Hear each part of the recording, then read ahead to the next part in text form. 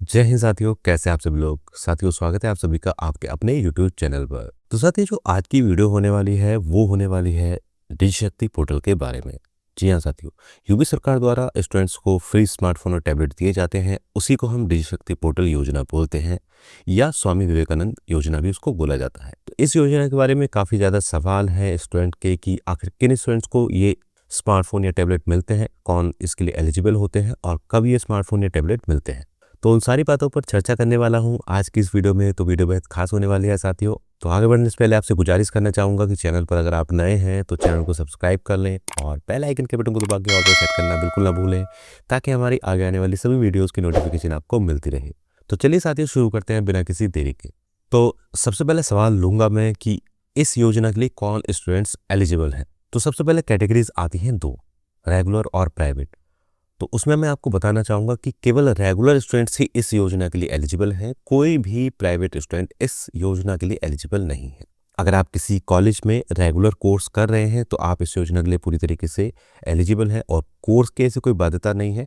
लगभग सभी कोर्सेज इस योजना के अंडर में आते हैं। इवन मेडिकल कोर्सेज भी इस योजना में शामिल हैं। तो जितने भी रेगुलर स्टूडेंट्स जो पढ़ाई कर रहे हैं सभी इस योजना के लिए एलिजिबल हैं। लेकिन बात आती है कि आखिर कौन से ईयर के स्टूडेंट होने पर आपको इस योजना का लाभ मिलता है। देखिए, डिपेंड करता है मोस्टली कॉलेजेस पर। होता यह है कि शुरुआत में अगर स्टूडेंट का नाम पोर्टल पर डाल दिया जाता है तो स्टूडेंट एडमिशन लेके कैंसिल करा लेते हैं और ज़्यादातर इस योजना का लाभ ले जाते हैं।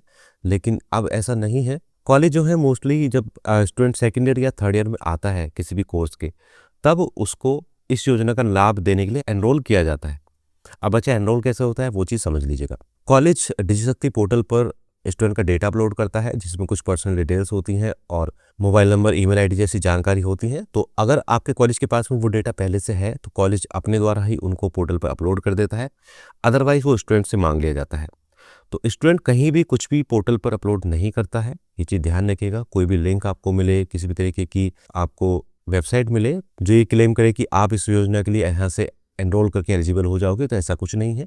आपका डाटा केवल डिजिशक्ति पोर्टल पर जो कॉलेज का लॉगिन बना हुआ है उसी के थ्रू अपलोड होता है, कॉलेज ही उसको अपलोड करता है और कहीं से भी आपका डेटा अपलोड नहीं हो सकता है। तो इस तरह के स्कैम से जरूर बचें, बिना वजह किसी भी लिंक पर क्लिक ना करें। कॉलेज आपका डेटा लेता है तो वो आपका डेटा डिजिशक्ति पोर्टल पर अपलोड करता है। उसके बाद में एक वेरिफिकेशन प्रोसेस होती है जो करीब करीब 1 महीने की चलती है। जब वो डेटा पोर्टल से वेरीफाई हो जाता है, यानी कि यूनिवर्सिटी उसको वेरीफाई कर देती है, तो उसके बाद में स्टूडेंट को अपना आधार ऑथेंटिकेशन करना होता है। आधार ऑथेंटिकेशन कैसे किया जाता है उससे रिलेटेड काफ़ी सारी वीडियोस हमारे चैनल पर है, जिनके लिंक मैं आपको वीडियो के डिस्क्रिप्शन में दे दूंगा। तो आप उनको देख करके अपना आधार ऑथेंटिकेशन कर सकते हैं अगर आपका डेटा ऑलरेडी पोर्टल पर है तो। और जैसे ही आधार ऑथेंटिकेशन हो जाता है उसके कुछ टाइम बाद जब भी कॉलेजेस को वो स्मार्टफोन या टैबलेट मिल जाते हैं डिस्ट्रिक्ट ऑफिस यानी डीएम ऑफिस की तरफ से, तब वो डिस्ट्रीब्यूट होने शुरू हो जाते हैं। लेकिन पिछले काफ़ी टाइम से कुछ भी स्टूडेंट्स को नहीं मिल रहा है। इसकी वजह यह है कि पहले स्मार्टफोन और टैबलेट मिला करते थे। यूजी वाले स्टूडेंट्स को फ़ोन मिला करता था और पीजी वाले स्टूडेंट्स या मेडिकल वाले स्टूडेंट्स को टैबलेट मिला करते थे। लेकिन पिछले साल से गवर्नमेंट ने ये कर दिया है कि जो फ़ोन्स थे उनको ख़त्म कर दिया है, केवल टैबलेट ही स्टूडेंट्स को मिलेंगे।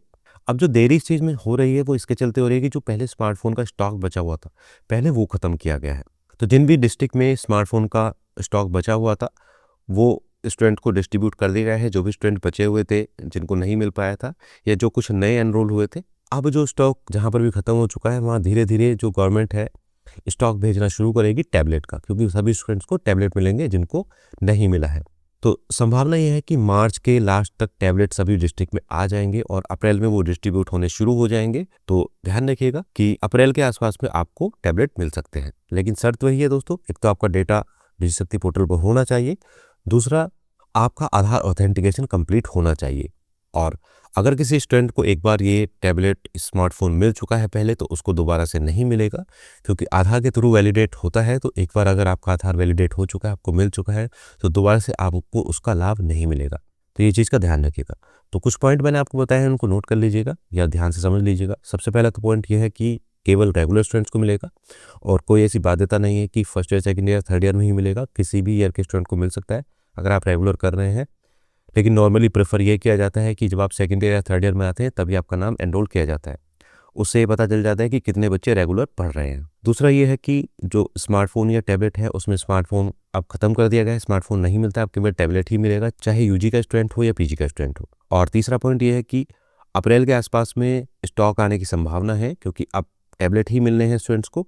तो अप्रैल के आसपास में सभी कॉलेजेस में उम्मीद है कि जिनके आधार ऑथेंटिकेट हो जाएंगे उन सभी को मिल जाएगा। तो पुराने जितने भी स्टूडेंट हैं जिनका नाम डिजिशक्ति शक्ति पोर्टल पे है, अगर आपका आधार वेरिफिकेशन हो रखा है तो वेट करें, और अगर आपका आधार वेरिफिकेशन अभी तक नहीं हुआ है, आपका नाम पोर्टल पर अपलोड है, तो आप अपना आधार वेरिफिकेशन जरूर करा लें ताकि आपको इस योजना का लाभ मिल सके। और जितने भी नए एडमिटेड स्टूडेंट हैं वो अभी थोड़ा सा वेट करें, कॉलेज जब आप नेक्स्ट ईयर में पहुंच जाएंगे तब आपका डेटा अपलोड करेगा, तो थोड़ा सा आपको वेट करना होगा। अगर आप रेगुलर करते हैं, रेगुलर बने रहते हैं, तो आप बिल्कुल एलिजिबल हैं इस योजना के लिए। तो बस साथियों, इस वीडियो में इतना ही। आई होप मैंने आपके सभी सवालों के जवाब दे दिए हैं। अगर इस योजना से जुड़ा और भी कोई आपका सवाल है तो मुझे कमेंट बॉक्स में कमेंट करके पूछेगा, मैं कोशिश करूंगा कि आपके सभी सवालों के जवाब दूं।